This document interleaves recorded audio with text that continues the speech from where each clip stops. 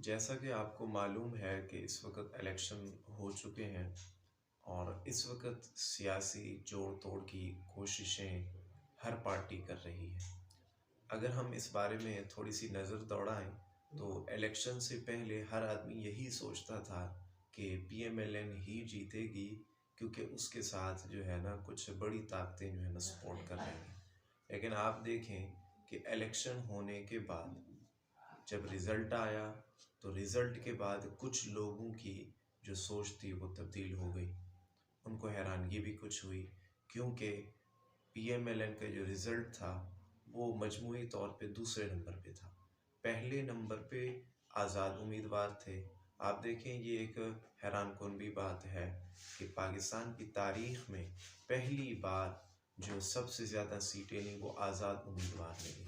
उसकी एक वजह पीटीआई के जो उम्मीदवारान थे उनको भी आज़ाद किया गया, जिसकी वजह से समझ लें कि पीटीआई ही उसकी सबसे ज़्यादा सीटें हासिल करने वाली पाकिस्तान में पार्टी बन गई 2024 के इलेक्शन में।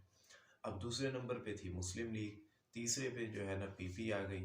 तो अगर देखा जाए तो कैंपेन के हवाले से तो पीपल पार्टी ने अपनी कैंपेन भरपूर तरीके से चलाई बाकी पार्टियों की बनिस्बत। उसने बलूचिस्तान के अंदर भी अपने जो है ना शो किए, प्रोग्राम किए। इस तरीके से पंजाब के अंदर, खुसूसन जनूबी पंजाब के अंदर, सिंध तो वैसे भी वहाँ उनके जो है ना जिस तरीके से आसिफ जरदारी भुट्टो और आसिफ जरदारी और बिलावल भुट्टो और उनकी बहन बिलावल की आसफ़ा, तो आप देखेंगे ये तीनों मिलके इन्होंने इलेक्शन कैंपेन अच्छे तरीके से चलाई।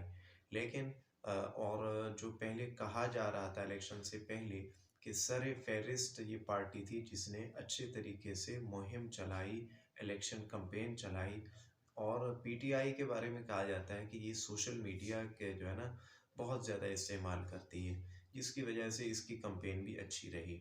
लेकिन जो हमारा ये ज़मीनी हक़ाइक़ हैं, हमारा जो मुल्क की सूरत हाल है, यहाँ हम कह सकते हैं कि ठीक है, मोबाइल नौजवान नस्ल ज़्यादा यूज़ करती है, लेकिन अब भी अगर देखा जाए तो जितना आदमी पहुँच सकता है अवामी सतह पे जलसों के ज़रिए, रैलियों के ज़रिए, तो उतना अभी तक शायद मैं ये समझता हूँ कि मोबाइलों के ज़रिए, सोशल मीडिया के ज़रिए नहीं पहुँचा जा सकता।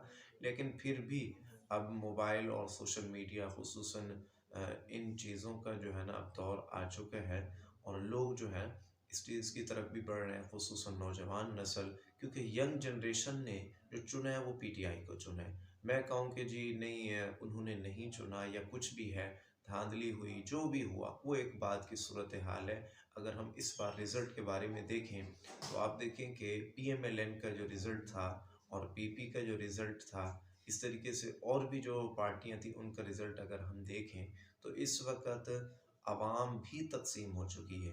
पहले कहा जाता था कि पार्टियां जो है ना, सियासी लोग जो है ना तकसीम का शिकार हैं। इस वक्त हमारे मुल्क के अंदर हर आदमी, हर महकमा तकसीम का शिकार है, चाहे वो सियासी पार्टियां हों, चाहे अवामी सतह पे हो, चाहे कोई और इदारा हो, चाहे मीडिया भी क्यों ना हो। हर आदमी जो है ना अब अलग जो है ना तकसीम हो चुका है, उसकी सोच अपनी एक अलग दूसरे से मुख्तलिफ सोच हो चुकी है। इसी का हमने देखा कि इस बार के इलेक्शन के अंदर लोगों ने मजहबी जमातों को तो बिल्कुल भी समझ लें कि वोट दिया ही नहीं। अगर हम देखें तो दो तीन जो है ना सीटें कौमी असम्बली की जेयूआई को मिली और इसी तरीके से टीएलपी का भी हमारे सामने, जमात इस्लामी का भी सूरत हाल हमारे सामने है। इन सारी सूरत हाल को मद्देनज़र रख के नौजवान नस्ल ने या अभी जिन लोगों ने इलेक्शन कराए हैं, जो इलेक्शन हुए हैं, जिन्होंने कराए हैं और हुए हैं, इन सब की अगर हम सूरत हाल, अब हो सकता है ये सब धांधली हुई हो। ऐसे ऐसे नामवर लोग जिन्होंने आज तक इलेक्शन नहीं हारा था वो भी हार गए। अब देखें राना सनाउल्लाह की अगर हम बात कर लें तो उन्होंने भी अपनी वो मुस्तकिल जीतते आ रहे थे, लेकिन इस बार वो हार गए। और भी बहुत सारी मिसालें हैं। तो ये एक अनोखा जो है ना इलेक्शन हो सकता है, सरप्राइज़ इलेक्शन था।